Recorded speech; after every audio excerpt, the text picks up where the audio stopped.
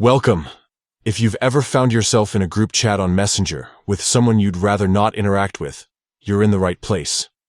Today, I'm going to show you the updated steps on how to block someone from a group on Messenger.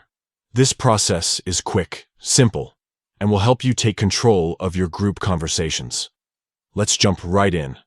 First, open your Messenger app on your phone or tablet. Make sure you're logged into the account that's part of the group chat you want to manage. Next, scroll through your chat list and find the group where the person you want to block is a member. Once you've found the group, tap and hold on the group chat. This will bring up a menu with several options. Now tap on the group's name at the very top of the screen. This will take you to the group's settings page, where you can see all the details about the group, including the list of members. Scroll down until you see the option that says Block a Members. Tap on this option. You'll now see a list of everyone who's part of the group chat. Go through the list and tap on the names of the members you want to block.